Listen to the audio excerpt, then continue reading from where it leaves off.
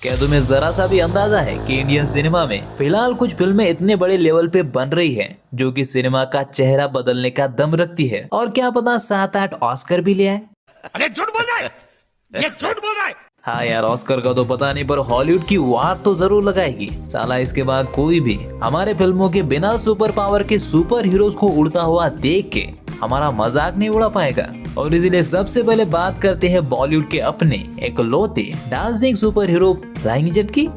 Sorry तो सबके चहेते और इकलौते सुपर हीरो होने की वजह से रोशंस ने मिलके क्रिश 4 को बनाने का प्लान तो कर लिया। फैंस की डिमांड पे कमिटमेंट तो कर दी, लेकिन मीडिया के पूछने पे हर बार दोनों बाप बेटे एक ही जवाब देते थे, work is going on and we are very passionately working towards it. और जब फाइनली इतने सारी मेहनत के बाद क्रिश 4 की शूटिंग उतनी ही नजदीक थी जितनी की नेपो किड करण जौहर की है, तभी डायरेक्टर ने अपने हाथ खड़े कर दिए। इसलिए ऋतिक रोशन ने बोला बस अब बहुत हो गया, अभी मैं ही अपने बचपन का सपना पूरा करूंगा, और वो बन गए क्रिश 4 के डायरेक्टर। बाय द वे, इस खबर ने इंटरनेट पे काफी आग पकड़ी थी, लेकिन हाँ, ये फिल्म सिर्फ इसके 700 करोड़ के बिग बजट की वजह से ही गेम चेंजिंग नहीं है, बल्कि इसमें टाइम ट्रेवल भी होने वाला है। वैसे प्रिया और कृष्णा के साथ कास्ट में जादू भी रिटर्न करेगा, और सीक्रेट सूत्रों से तो ये भी पता चला है कि क्रिश 4 इस फ्रेंचाइजी की सबसे ज्यादा वीएफएक्स हेवी फिल्म होने वाली है। और बस मुझे इसी बात का डर है।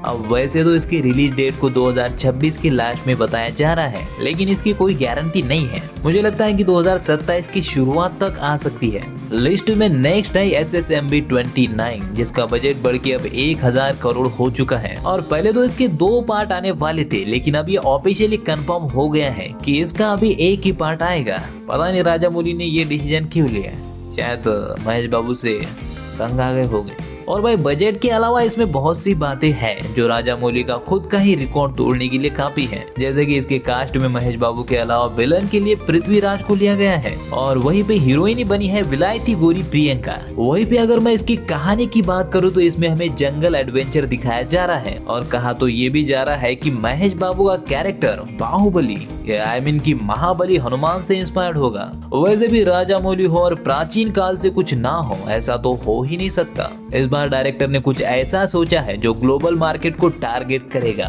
तुमको बता दूं कि ये वही बंदा है जिसने साउथ फिल्म इंडस्ट्री में पैन इंडिया के दरवाजे हमेशा के लिए खोले थे, और कई हजारों सालों बाद कड़ी मेहनत के बाद इंडिया के लिए पहला ऑस्कर भी इसी ने जीता था। इसीलिए इस बार 1000 करोड़ के साथ ये जरूर सिनेमा में नया इतिहास लिखने वाले हैं।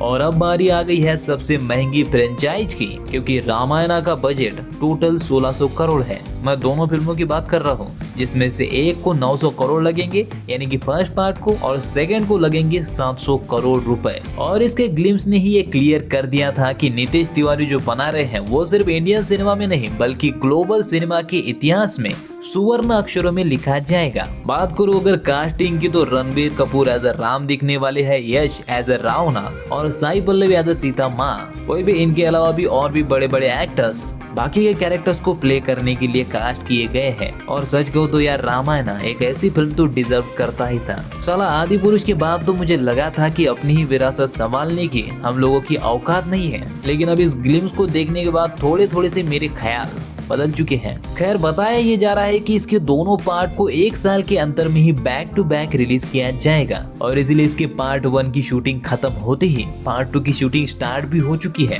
रामायणा की कहानी हमें पता है, लेकिन जिस स्केल पे रामायणा को डायरेक्टर हमें दिखाने का सोच रहे हैं, मैं अभी उसको सोच सोच के ही मजे ले रहा हूँ। वैसे अगर तुम भी इतनी बातें सुन के इसको लेकर और जानने का मन बना चुके हो, तो ज्यादा मेहनत करने की जरूरत नहीं है, क्योंकि मैंने इसके हर अपडेट, फैक्ट्स को या फिर कास्टिंग को लेकर एक डिटेल वीडियो बना रखी है, जिसमें तुमको रामायणा मूवी को लेकर सब कुछ पता चलने वाला है। वीडियो तुमको स्क्रीन में और आई बटन में दे दूंगा। वैसे इसी टॉपिक से सिमिलर थोड़ी सी और बिग बजट वाली फिल्म आ रही है, कल्कि 2, प्रभास की वो फिल्म जिसने सही मायने में उनका कमबैक करवाया था। क्योंकि कल्कि पार्ट 1 जो कहानी डायरेक्टर हमें बताने वाले हैं, उसका सिर्फ एक इंट्रोडक्शन था, जिसमें कि डायरेक्टर नाग अश्विन ने सिर्फ ये दुनिया कैसी है और इसके कैरेक्टर कैसे हैं, उनकी सिचुएशंस क्या है, ये दिखाने का काम किया था। यानी कि असली कहानी तो नेक्स्ट पार्ट में होगी, जहाँ अश्वत्थामा को पता चल चुका है कि भैरवा उसका दुश्मन नहीं बल्कि दोस्त है। वही वे सुप्रीम यास्किंग ताकतवर होके खुद मैदान में उतर चुका है और इधर ऑफिशियली कर्ण की भी एंट्री हो चुकी है, जो कि मेरा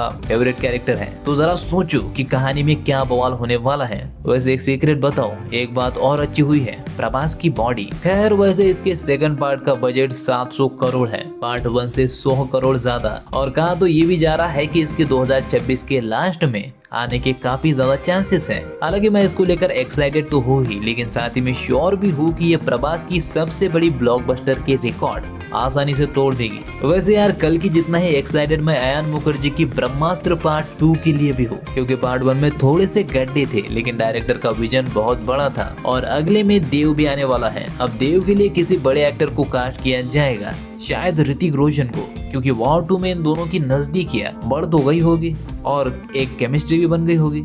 और अगर ऐसे सोचने जाओगे तो रणबीर की भी तब तक 2 बड़ी फिल्में आ चुकी होंगी और शायद इसके तीसरे पार्ट में हमें देव वर्सेस शिवा देखने को मिलेगा। तो तुम बस अपने दिमाग के घोड़े दौड़ाओ, रणबीर वर्सेस ऋतिक के मुकाबले के लिए क्या धमाकेदार मुकाबला होगा। वैसे इसको लेकर मेरा इंटरेस्ट इसीलिए भी है क्योंकि अयान ने कम्प्लीटली नई कहानी के साथ इतना बड़ा कॉन्सेप्ट सामने लाया है और सिनेमा में कुछ नया देखने के लिए मैं हमेशा रेडी रहता हूँ। वैसे ये ऑफिशियली कंफर्म तो हो चुका है कि वॉर 2 के बाद डायरेक्टर पार्ट 2 के प्री प्रोडक्शन पे काम स्टार्ट कर देंगे। वही पे प्लान ये भी है कि दोनों पार्ट को साथ में शूट किया जाएगा, जिससे टाइम तो बचेगा ही, लेकिन साथ में स्टोरी टेलिंग भी मेंटेन रहेगी और ऑडियंस का इंटरेस्ट भी बरकरार रहेगा। हाँ, इसके भी फर्स्ट पार्ट को 2027 में ही रिलीज करने का प्लान है। लेकिन यार सीरियसली देखना, ब्रह्मास्त्र दुनिया को सिनेमा में ऐसा कुछ दिखाएगा जिसका गहरा इम्पैक्ट हमेशा के लिए इंडियन सिनेमा पे रहने वाला है। वैसे लास्ट में हमारी लिस्ट में इंडिया की शायद पहली सबसे बड़ी और प्रॉपर साइंस फिक्शन फिल्म है।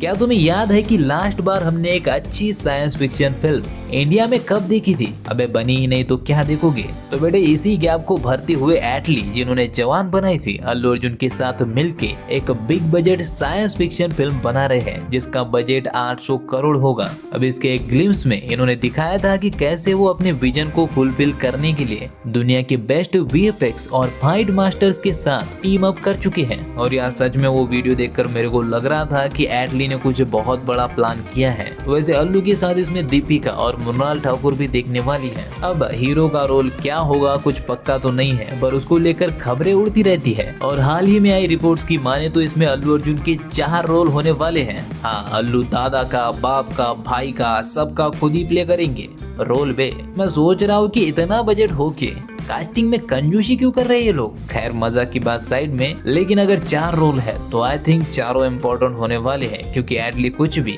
बिना सोचे समझे तो इतने बड़े प्रोजेक्ट में नहीं करेंगे। खैर मेकर्स ने इसको भी 2027 में ही रिलीज करने का टारगेट बनाया है। एक मिनट, क्या तुमने नोटिस किया कि इनमें से ज्यादातर या फिर सभी 2027 के आसपास ही रिलीज होने वाली है? यानी कि बेटे फ्यूचर में इंडियन सिनेमा का फ्यूचर बदलने वाला है।